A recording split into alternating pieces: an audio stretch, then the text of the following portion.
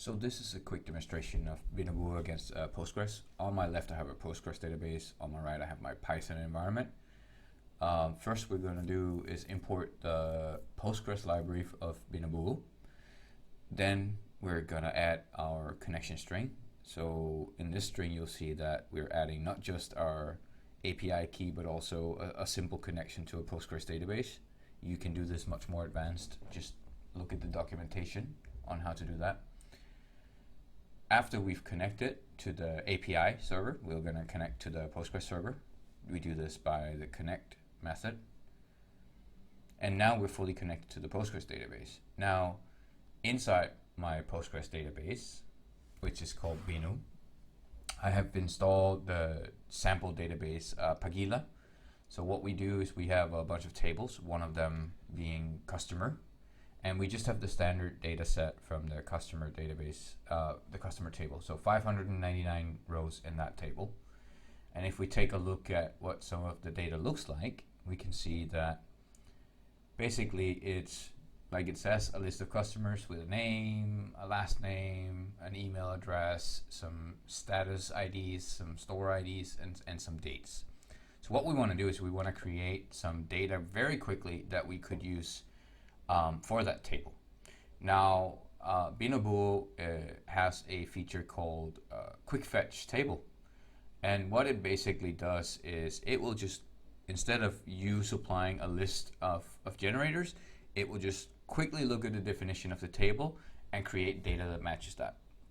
So for the customer table, if we just input that, it will just, without any extra parameters, just look at the data types, look at the lengths and the definition of that, and create data that can match that.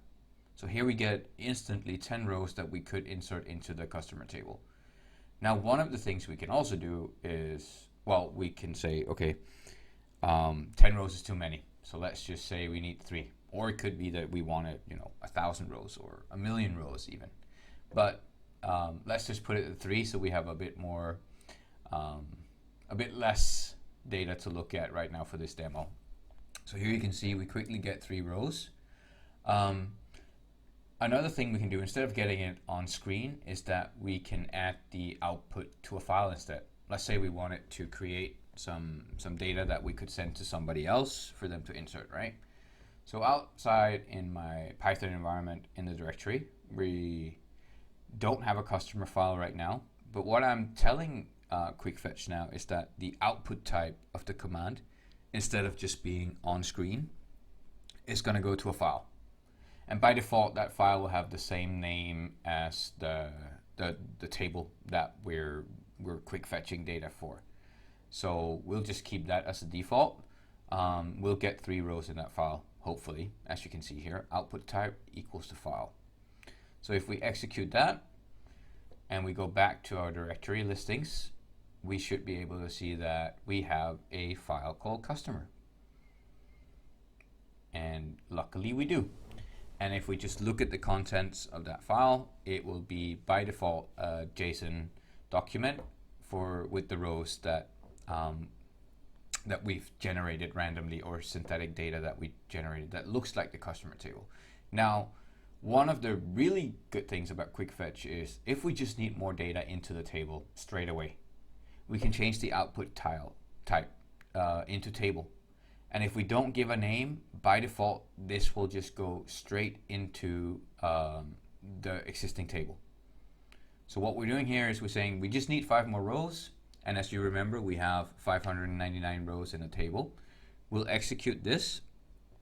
And then we'll go back to the Postgres environment and we will take a look at what we have there. And what we do is we have 604 rows, luckily. So let's take a look at what it looks like in there. We'll take some of the last rows from the original table and our new rows. And as you can see down here, we have a couple of examples of the old rows. And here we have the 5 new rows that we requested exactly with the sort of quick defined data types and definitions that are in the existing table.